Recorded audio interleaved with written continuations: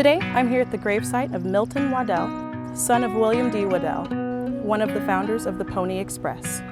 Milton's daughter, Harriet Ann Dawes, was born June 6, 1856. Her mother was one of Milton's slaves. Her name was Mary Collins.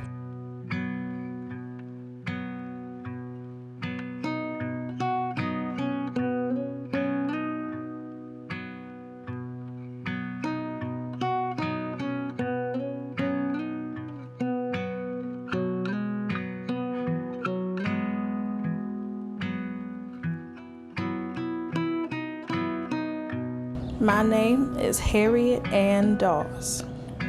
I like to be called Harriet Ann. My mother, whenever she'd call me, I wouldn't want to answer her unless she called me Harriet Ann. My father was Milton Waddell. He owned my mother. Yes, my father was my owner and father. I was born June 6, 1856. My mother was a slave, but she was also white. I do not know who my mother's father was. My mother was Mary Collins. She said that her father was an Indian. My mother's mother was Mary Jane Collins, and she was white, and maybe also part Indian. My grandfather was Old Man William B. Waddell, a white man.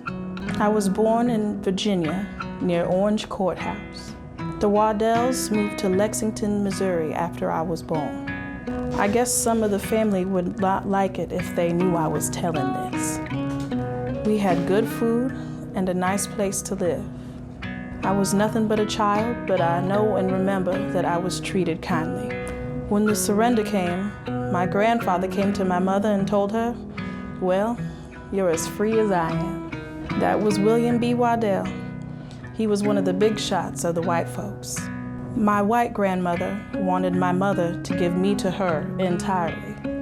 She said she had more right to me than my Indian grandmother, that she had plenty to care for me and educate me. My mother would not give me to her, and she cried. My mother gave me to my Indian grandmother. I later went back to my mother.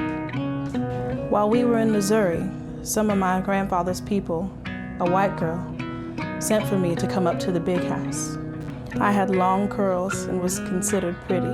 The girl remarked, "Such a pretty child," and she kissed me.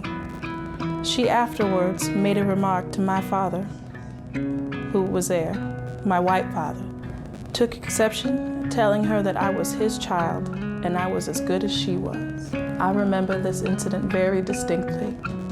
My mother had 2 children by the same white man, my father. The other was a girl. She died in California, and my father never married. My father loved my mother, and he said if he could not marry Mary, that he did not want to marry. And father said he did not want any other woman. My father was good to me. He would give me anything I ever asked for. Mother would make me ask him for things for her. She said it was no harm for me to ask him for things for her, which she could not get unless I asked him for her. When the surrender came, my mother told my father that she was tired of living that kind of life, that if she could not be his legal wife, that she would not be anything to him. So she left and went to Levenworth, Kansas. She died there in 1935.